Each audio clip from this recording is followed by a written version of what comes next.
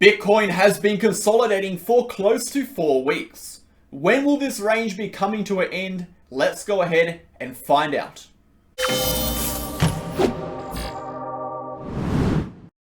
Okay guys, welcome back to the channel. Thank you for tuning into another video. In today's video, we're going to be discussing the current horizontal range, the short-term price action, the projected breakdown and break up targets, and everything in between. We'll give you a complete overview of the technical and structural levels, and of course the higher time frame charts. Before we get into it, smash the like button, hit the comment button, and subscribe to the channel. We post daily videos for Bitcoin focusing on the facts, data, technical and structural levels, relevant economic news, and relevant news events. No hype, no BS, no emotion, pure, raw, honest technical analysis. If that is the kind of content you're interested in, join us on Telegram. It is the second link down below. You'll get access to charts, updates, videos, educational posts, news events, and everything you need to stay on top with the relevant economic data and of course cryptocurrency and Bitcoin as a whole. If you're interested in joining our VIP channel, you can see we post exact entries, exact targets, exact stop losses, justification, and exclusive analysis. You can see our trader signals over here are absolutely printing profits. We actually have our entire trading track record you can go ahead and view. Go to a free channel, click the links at the top, you find more information about the VIP channel and of course our trading track record. Over 600 trades, 79% win rate, absolutely fantastic. Contact me to get involved. Let's go ahead and jump into a video today, starting off of course with the market data. For today, we can see as of July the 18th, Bitcoin is down 1% on the monthly returns. Not looking too great, not looking too bad. Again, it's kind of expected. We haven't really seen a lot of monthly percentage return this month. We have pretty much just been in this horizontal consolidation now for coming on 30 days, so coming on 4 weeks. Absolutely insane price action. Great for some swing trades, but all in all, pretty boring. It is pretty boring price action, and you know, that's really reflecting in the volume, as volume has been dropping pretty steadily in this sideways consolidation.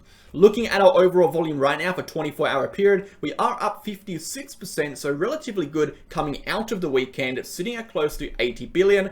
As for 24-hour liquidations, we saw another surge in liquidations as the price of Bitcoin flash dropped underneath 30,000. In fact, we discussed in yesterday's video that we had a very strong consolidation appearing on the charts. This, of course, was this rising channel formation. We said if we broke down from this rising channel formation, we expected a move sub 30k. We saw a move sub 30k. In fact, we profited heavily in VIP, and of course, if you were following the channel, you would have profited on that move as well. So we did see a large amount of liquidations over here from those long positions. And of course, every time we tap this lower liquidity level, we are seeing liquidations surge. We have this lower side and upper side liquidity level, which explains the surge in liquidations. So liquidations are up, and as you can see, the majority of 84 million out of the 116 million were from those long positions.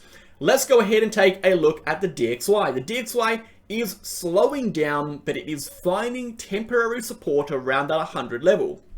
We really don't expect too much to occur on the DXY between now and the 26th of July, which is going to be the Federal Reserve interest rate hike, which we can see on the economic calendar over here. This is going to be the 27th of July at 4 a.m. for Australian time, GMT plus 10. Of course, it is the day prior to 26 in America. The expected interest rate hike is sitting at 25%, 25 basis points, 0.25, at around 96.1 probability of occurring. We'll monitor that as it does come. If we do see the interest rate hike to 0.25 up, we can expect the DXY to move upwards as it shifts the perceived systematic risk in the market in favor of course, rising debt, and that drops asset prices. We can generally see the DXY move upwards as a result. If we zoom out really quickly and discuss the overall economics behind raising interest rates, if we see over here, we see interest rates do go up. We can expect the debt to service ratios and to be affected, which basically influences how risk adverse companies are at acquiring assets on debt or selling off their risk assets to increase their cash flows to service any short or long-term debt. The same goes with available household cash flow. If interest rates do rise, more money needs to go to service their debts, and therefore they have less cash flow to invest and or more likely to sell off their liquid risk assets to, of course, fund that rising demand for their servicing of their debts. Again, interest rates going up is bad for asset prices. Inflation going up is good for asset prices, provided we see inflation go up by itself without the interest rates raising. So if we do see a raising interest rates, we're going to see the overall trajectory of our systematic risk curve increase, and that could bring some short-term turbulence to the markets and crash the prices. How much will it crash? Hard to say for sure, but it's something you need to be prepared for. So if interest rates go up, this will be bearish for cryptocurrency, bearish for the stock market. Keep that in mind. Moving on, guys, looking at the stock market, we can see the S&P 500 is at our local resistance, a diagonal trending resistance we have been basically testing now. You know, we're looking at 4 or 5 times, maybe even 6 times over the last couple months. We're coming up on about 10 months in a uptrend now for the S&P, and a lot of people were bearish all the way down over here. We're telling you guys, we saw that interest rate curve was decreasing. We saw the systematic risk curve was decreasing. It was a good indication as the prices were moving upwards. We've been in a strong uptrend now for quite some time. Now everyone's starting to flip bullish. Now everyone's starting to get bullish, and they're getting bullish at the worst time, guys. Look, when the majority get bullish, generally, that is a time to be looking to sell. I'm not saying we're going down, but what I am saying is now's the time to be cautious, particularly moving into this potential interest rate hike, as we could see a pullback for the markets. Okay, so watching out for that. S&P 500 is at resistance, and as you know, resistance is resistance until it is not, and if we do see a rejection, it is going to occur from this range, so watch out for that. Let's go ahead, guys, and dive into Bitcoin. I wanted to briefly interrupt today's video to discuss my favorite exchange, Bitget. If you're looking for a safe, honest, reliable, and accurate exchange, look no further than Bitget. You can sign up by the link in the description to support the channel and get access to 3 exclusive perks. That being up to $5,005 in trading rewards, up to 15% discount on your trading fees, and exclusive access to our MegaWhale promotion campaigns that we run every few months. Alongside that, guys, Bitget is a non-KYC exchange, meaning you do not have to KYC. It is completely optional. Bitget also has a protection fund that secures user assets against external hacks and threats in the space. Alongside that, guys, Bitget offers up to 125x leverage on futures with extensive amount of trading pairs and liquidity on the market. I highly recommend signing up to Bitget. It is the exchange I've been using for over a year and a half now, including all of our members. If you're interested in signing up, trading there, and supporting the channel, you could do so with the link in the description. Thanks for listening. So really quickly, a higher time frame overview for Bitcoin. Bitcoin has been in an awesome, fantastic uptrend for many months. Now, however, this uptrend is not a bull market. This uptrend is not a macro uptrend. In fact, this uptrend is what we call a reversal from our lows. This is a daily uptrend which developed into a weekly uptrend, which has now developed into a monthly uptrend. And the question is, are we able to break that upper resistance to facilitate the next move of the leg up, which will take us to around 38 to 40,000. If we take a look at the VRPV gap over here above 32,000, we can see it massively decreases. This indicator over here, the visible range volume profile, represents on a horizontal level the amount of historical orders we have at particular price points. Therefore, it represents not only liquidity, but it also represents resistance and support. When we see it thin out, it represents as an area of lower historical orders, thus lower resistance. And if we're pushing into that range from the bottom side up, it suggests we have an increase of volatility in a range that requires less volume, that results in a strong move in that direction. And that is one of the main reasons why we have been consolidating under this level quite some time, because it is such a significant level of liquidity. And when we break through these levels, when we break through these resistance levels, we have strong reactions in those directions. And the stronger that reaction is, of course, will be determined by how long we consolidate underneath this level. So breaking above that level is going to be absolutely crucial on a higher time frame for Bitcoin to complete that next move upwards. However, we can reject from this level, as like I said, resistance is resistance until it is not. So let's zoom out a little bit more. What is Bitcoin doing? If we're taking a look at the current trend, we have our general uptrend over here. This, of course, is going to represent our reversal uptrend. This is the uptrend we have been in now for, we're looking at, what, 7 months, a little bit less than 7 months, a little bit more than 7 months, a really strong weekly, daily, and now monthly uptrend that has been developed on the Bitcoin chart. This trend line is the trend line that represents the trajectory, of the price action. And thus, if lost, we can see a shift in the direction / trajectory of the price action and officially say we are in a new downtrend. Therefore, we are in an uptrend for Bitcoin whilst we remain above this level. Furthermore, if we break it down even lower, we can see this horizontal resistance range. This is in fact is a 300+ day long support level now for Bitcoin. If we drag that one across, we can see it is coming around to about 360. If we drag it to the current date, it's coming around to 400 days. So 360 to 400 day long support level for Bitcoin. If this level is lost, that is when the trend will flip bearish again. Below 24.5 to 25.2 is where we flip bearish. Above is technically bullish. Now we can see weakness in the bullish uptrend that will result in a short-term downtrend and still remain weakly bullish while we remain above that level. And that's very important. You can classify whether the trend is bullish or bearish on separate time frames. You can be bearish on the hourly chart but bullish on the weekly chart. You can expect a correction on the short term but expect the price to continue toward the upside on the higher time frame. And that is what we've been saying ever since this point here. We were buying Bitcoin down at 16.5. You can watch all our videos from all the way back in the day. We're telling you ever since we sold all the way up at this level at 64K, we told you we expected 18,000, and then we started buying 18,000. We started buying 16.5K on YouTube, guys. On Telegram, we showed you all this, and we sold at 30,000. This is where we sold. We sold at this level of resistance. We are not buying back yet. We are waiting to see the reaction above this level. But you can see how we've had this overall uptrend. We've said the price is going macro up, and we've still had these periods where we've expected these pullbacks and these rejections. In fact, we sold 30,000. We expected a target down at 25.2. The levels don't lie. So the current range we are in is particularly important, as this range, like I said already, represents a level of consolidation that will determine whether or not we will break above that 32K level resistance or fall back towards the retest of this uptrending support. And that's why this level is so significant. Why I've been talking about it so much is because it will determine a major move for Bitcoin.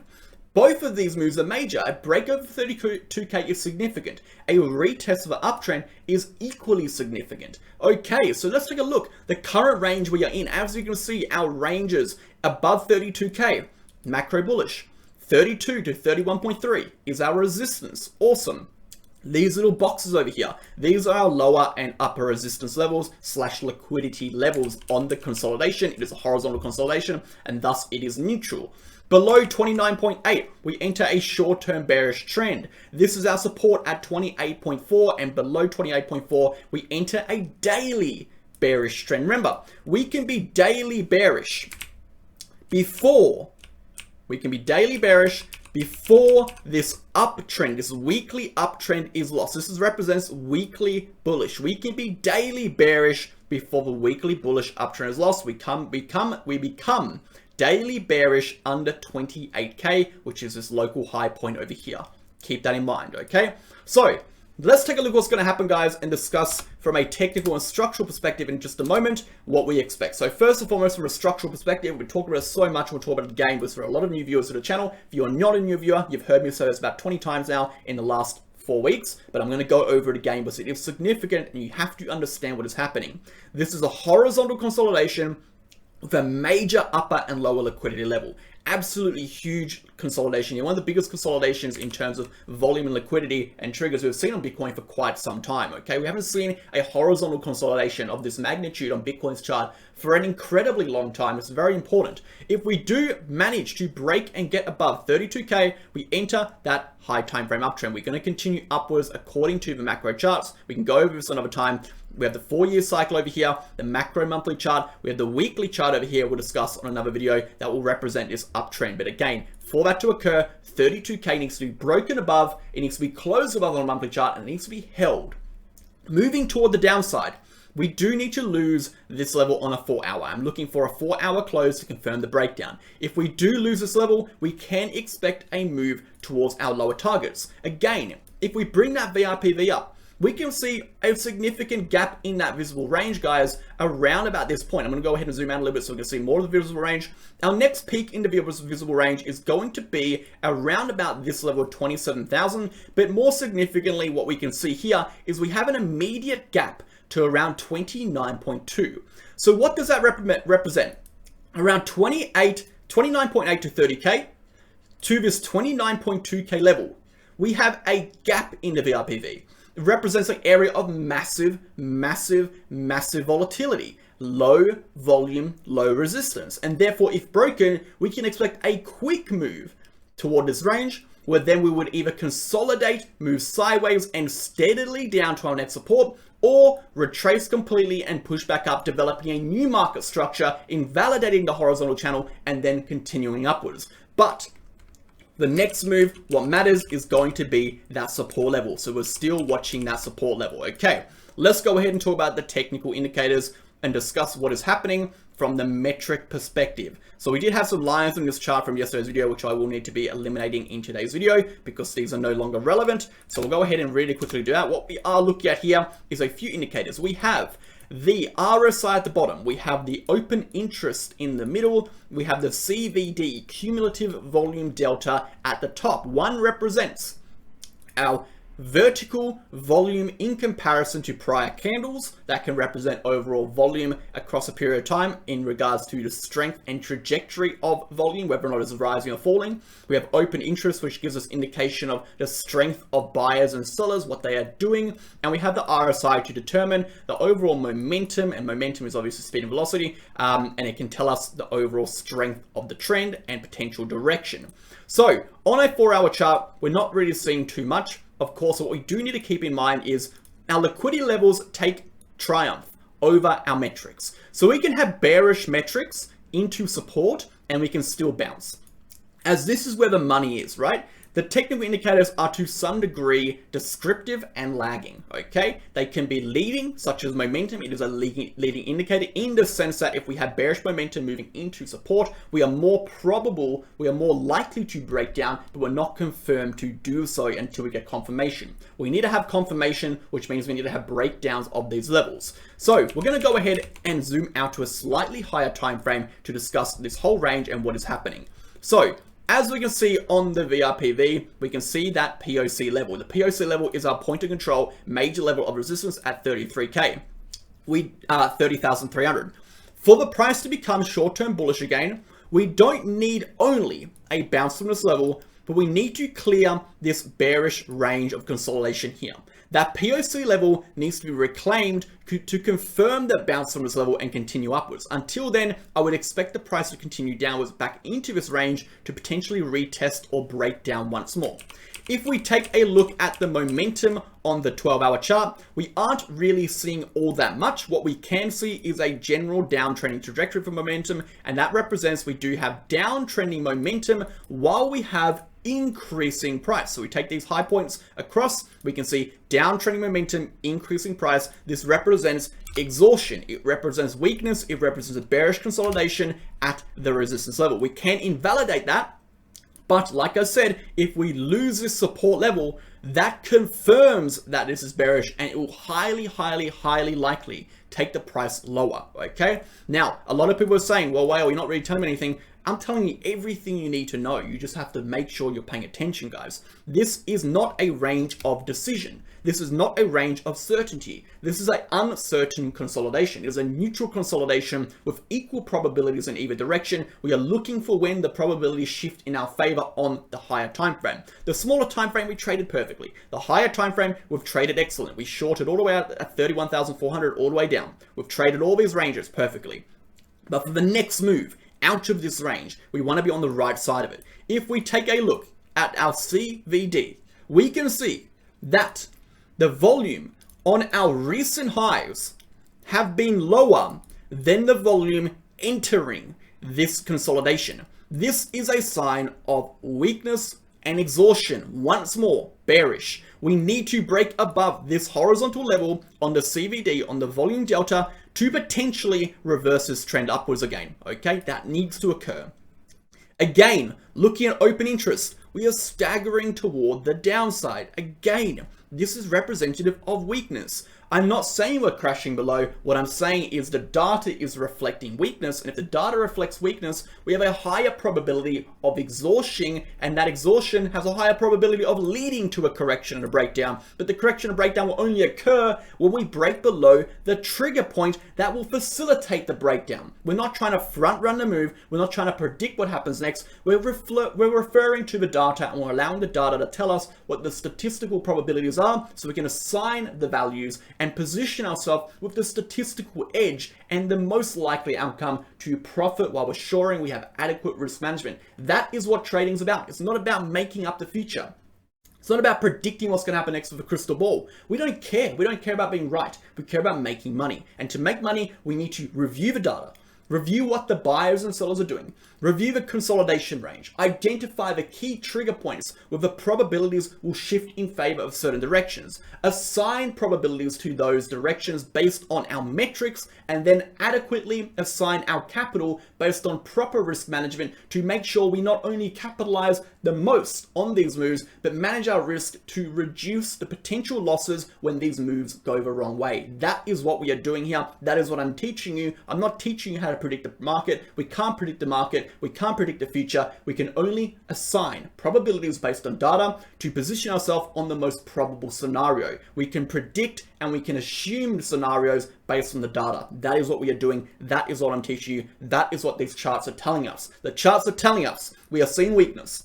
That is an objective fact. It is an objective reality. There is no contesting. If we break below 29.8k, the charts are telling us that weakness will have metastasized to a point of which it has lost a key liquidity level of support, and buyers and sellers are now at a disadvantage. We are seeing buyers take over the sellers. We are seeing a price enter a low resistance range. We're in a low resistance range. The volatility will increase. The probability of a continuation downwards to our next support will increase. And the same goes for the upside, guys. We break through this level, we see exactly the same thing. On the short term, let's get into the immediate price action to leave you guys with something to ponder over for the rest of the day. What we can see over here, if I go ahead and just get rid of some of this stuff on the charts, we'll go ahead and zoom into our technicals really quickly so we can assess what is going on this short-term price action. Delete some of this stuff because it's kind of irrelevant now. We can get rid of this channel. It's kind of irrelevant. What we are seeing is, of course, this upper resistance level is still very much intact, right? We have this upper level of resistance.